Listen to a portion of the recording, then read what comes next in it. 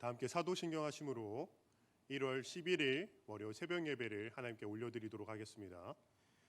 전능하사 천지를 만드신 하나님 아버지를 내가 믿사오며 그 외아들 우리 주 예수 그리스도를 믿사오니 이는 성령으로 잉태하사 동정녀 마리아에게 나시고 본디오 빌라도에게 고난을 받으사 십자가에 못 박혀 죽으시고 장사한 지 사흘 만에 죽은 자 가운데서 다시 살아나시며 하늘에 오르사 전능하신 하나님 우편에 앉아 계시다가 저리로서 산자와 죽은 자를 심판하러 오시리라.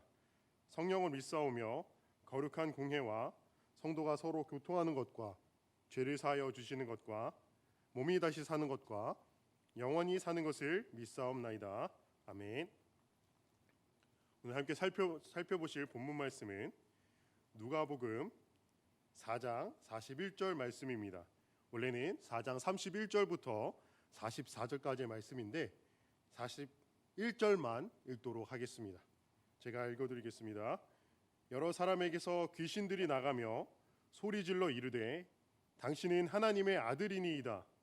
예수께서 꾸짖으사 그들이 말함을 허락하지 아니하시니 이는 자기를 그리스도인 줄 알미러라. 아멘. 혹시 모르는 내용의 영화나 드라마를 중간에서부터 보신 적이 있으신가요? 원래 알고 있던 내용의 영화나 드라마라면 중간에서부터 보더라도 보는 것에 있어서 전혀 무리가 없겠지만 한 번도 접해보지 못한 영화나 드라마라면 아마도 지금 중간에 나오는 이 상황이 무슨 내용인지 잘 연결이 되지 않을 것입니다. 그래서 저 같은 경우에는 어지간해서는 드라마나 영화를 중간에서부터는 시청하려고 하지 않습니다. 그런데 언제는 이런 적이 한번 있었습니다. 코로나 시기 이전 몇 년 전에 친구들 몇 명과 함께 영화관에 간 일이 있었습니다. 같이 간 친구들은 영화를 보기 위해서 영화관에 갔겠지만 저는 몇 날 며칠을 제대로 잠을 못 잔 상태라서 거의 잠을 자기 위한 목적으로 함께 영화관에 갔었습니다. 아니나 다를까 저는 시작할 때 해주는 광고 영상을 보다가 잠이 들고 말았습니다. 잠깐 눈을 감았다 뜬 것 같은 느낌과 함께 저는 잠에서 깼습니다. 잠깐 쪽잠을 잔 줄 알았던 저는 역시 정말 피곤할 때 자는 쪽잠은 피로 회복에 참 좋구나 하며 약간 개운해진 몸을 세워 기지개를 한 번 펴고 이제 집중해서 영화나 한번 볼까 하고 생각했습니다. 그런데 하필 제가 눈을 뜬 시점이 그 영화의 감정이 최고조로 오르는 영화의 클라이막스였던 것입니다. 저는 등장인물들이 왜 저러나 하며 눈을 껌뻑이고 있는데 같이 온 친구들, 그것도 건장한 사내 녀석들이 애써 눈물을 참기도 하고 심지어는 울고 있는 것입니다. 얼마 지나지 않아서 영화가 끝났고 저는 친구들에게 야, 뭘 그런 거 보고서 우냐라면서 놀리듯이 물었습니다.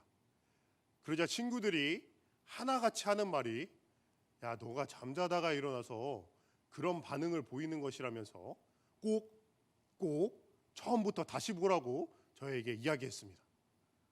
저는 시간이 꽤 지난 이후에 친구들의 그 말이 생각이 나서 집에서 혼자 그 영화를 처음부터 한번 봐봤습니다.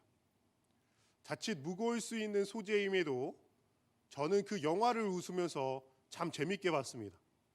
영화는 이윽고 클라이막스로 향하였고 제가 잠에서 깨가지고 본 그 문제의 부분까지 오게 되었습니다.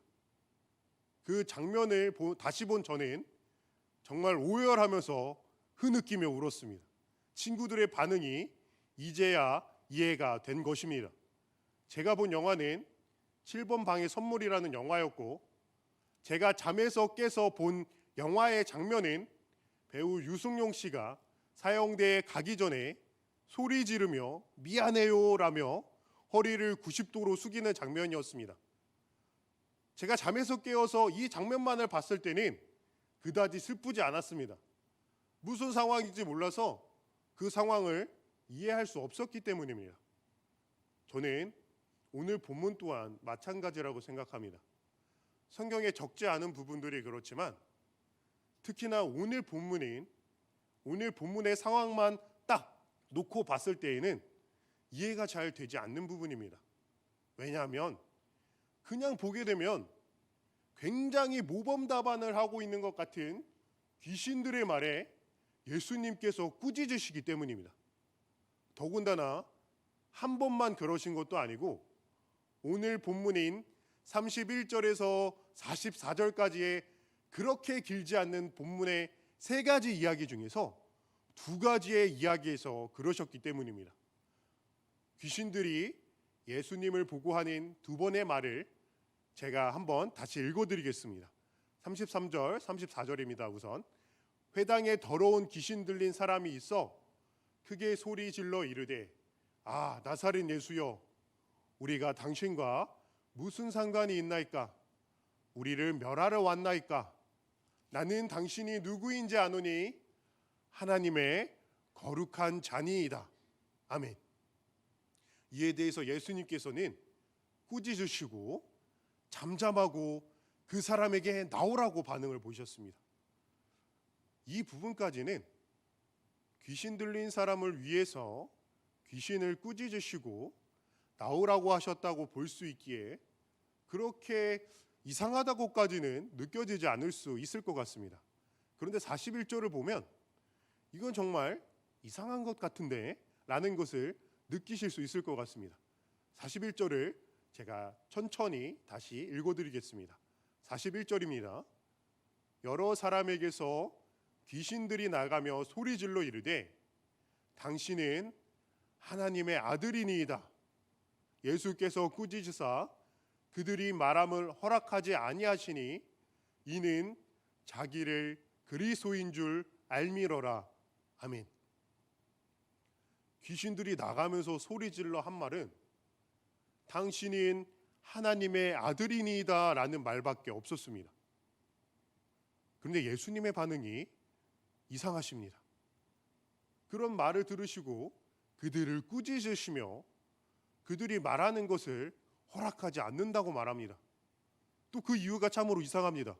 그 이유가 본인을 그리스도인 줄을 그들이 알고 있기 때문이라고 말하고 있습니다. 참으로 이상하지 않습니까? 좀처럼 이해가 되지 않는 부분입니다. 예수님께서는 도대체 왜 이런 반응을 보이신 것일까요?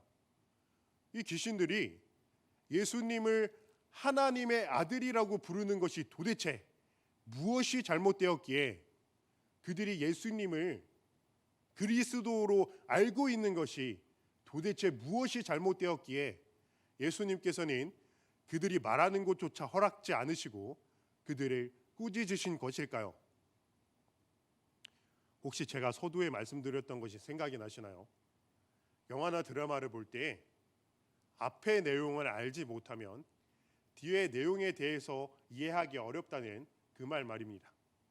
오늘 본문도 앞의 내용을 알지 못하면 이해하기가 참으로 어렵습니다.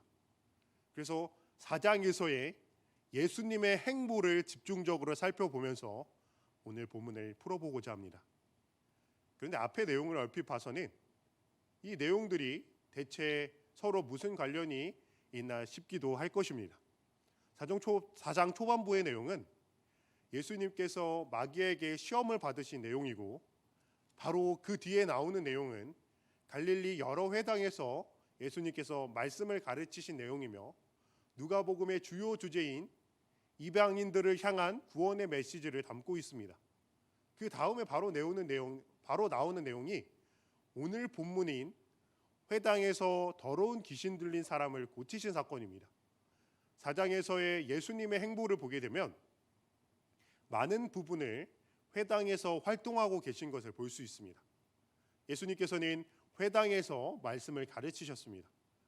회당은 바벨론 포로기에 예루살렘에 갈 수 없던 유대인들이 각 도시별로 모여 성경을 읽고 기도하던 장소입니다. 성전 파괴 이후에는 성전의 기능도 감당했던 곳입니다. 즉 하나님의 말씀을 가르치고 또 듣고 예배를 드리기 위해서 회당을 만든 것입니다. 장소적 개념으로 회당은 말씀을 가르치는 장소이며 만남의 장소이며 예배의 장소인 것입니다.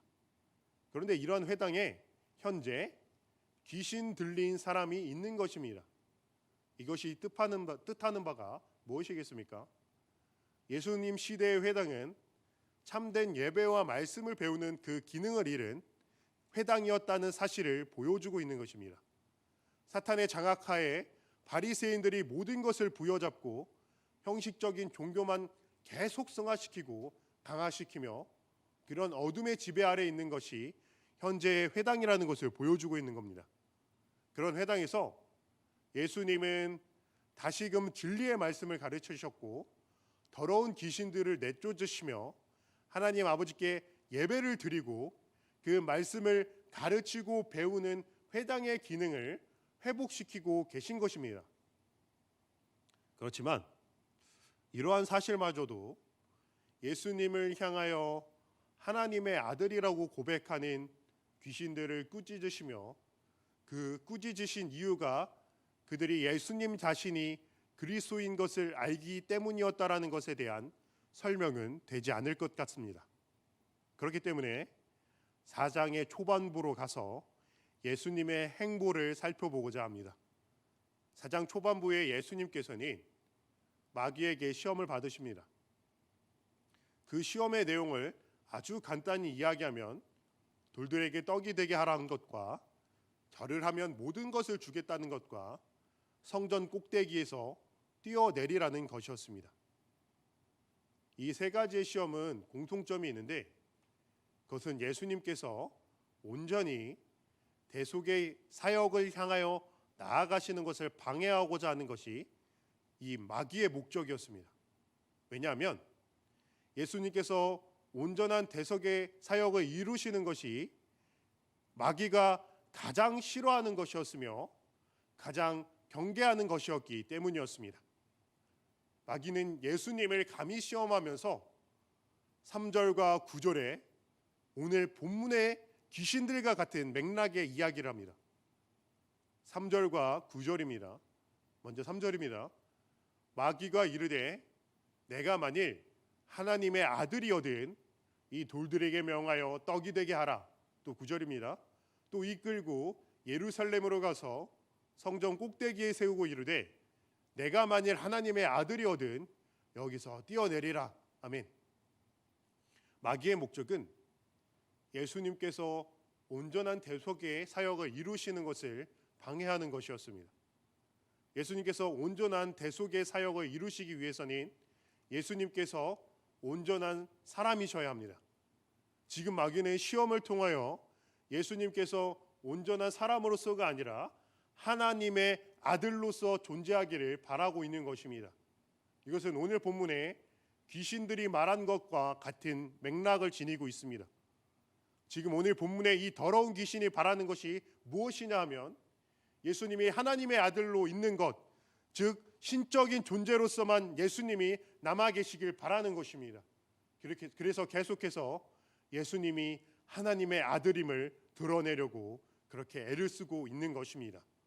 예수님께서 온전한 인간으로서 우리의 죄를 짊어지시고 예수님께서 가시고자 하시는 십자가의 대속에 그 길을 걸어 나가시는 것을 경계했던 것입니다. 오늘 본문의 귀신들은 무거운 십자가를 지고 가는 어린 양에게 다른 이유가 아니라 오로지 우리를 사랑하셔서 그 고난의 길을 가시는 그 예수님께 계속해서 그 십자가를 내려놓고 쉬운 길을 선택하라며 온전히 하나님의 아들인 신으로서 존재하라며 달콤한 속삭임을 하고 있는 것입니다.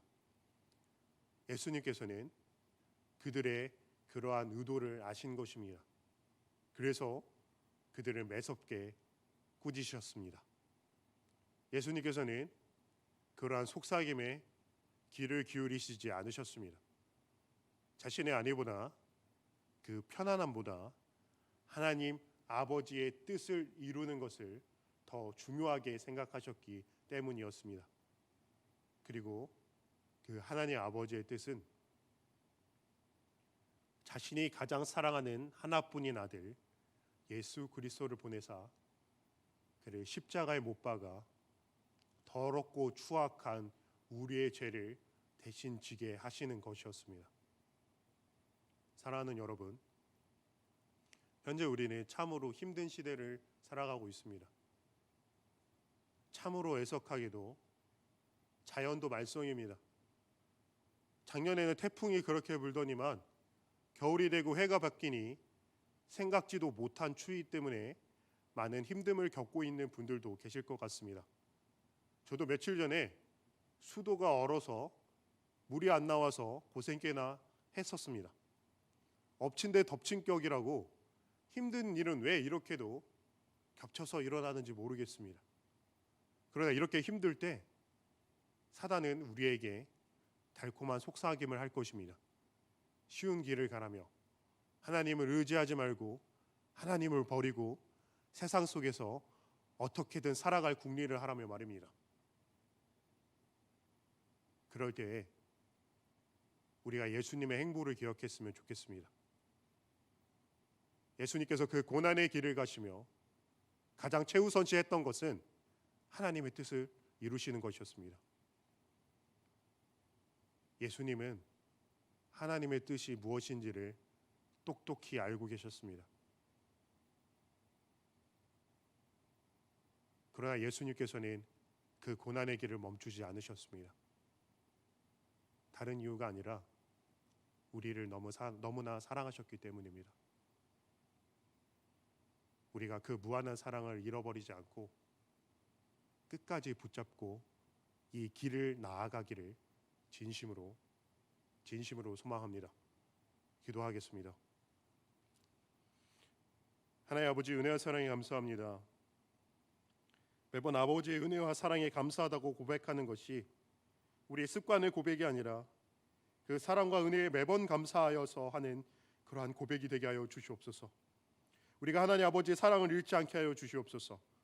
하나뿐인 아들을 보내시며 그 고난의 길을 걷게 하셨던 하나님 아버지의 그 마음을 우리가 조금이나마 알게 하여 주시옵소서. 우리가 하나님 아버지의 그 사랑을 잃어버리지 않게 하여 주시옵소서. 우리는 너무나도 연약하여 고난의 때가 닥쳐올 때 달콤한 그 속삭임에 넘어지기가 참으로 쉽습니다. 그러나 연약한 우리가 넘어지고 쓰러지는 것은 어떻게 보면 당연할 것입니다. 성경은 우리의 대적 마귀가 우는 사자같이 두루다니며 삼킬 자를 찾는다고 말합니다. 사단 또한 우리가 연약한 것을 너무나 잘 알고 있습니다. 그래서 우리를 계속해서 넘어뜨리려고 합니다. 그리고 사단이 가장 바라는 것은 우리가 넘어져서 일어나지 못하는 것입니다. 그러나 하나님 아버지, 우리의 연약함을 가장 잘 아시는 분은 우리도 사단도 아니라 우리 하나님 아버지신 줄 믿습니다. 우리의 연약함을 가장 잘 아시는 하나님 아버지시여, 우리를 붙잡아 주시옵소서. 이 혼란의 때이기에 더욱더 성령의 은혜로 말미암아 우리가 예수 그리스도의 행보를 따라 우리 또한 하나님의 뜻을 위하여 그것을 최우선시하며 살아가게 하여 주시옵소서. 이러한 때이기에 더욱더 우리를 돌아보게 하여 주시고 그로 말미암아 우리가 죄인이라는 그 사실을 더욱더 절실히 깨닫게 하여 주시옵소서. 그로 인하여 하나님 아버지의 사랑이 너무도 크다는 사실을 우리로 하여금 깨닫게 하여 주시옵소서. 그 사랑을 잃지 않게 하여 주시옵소서.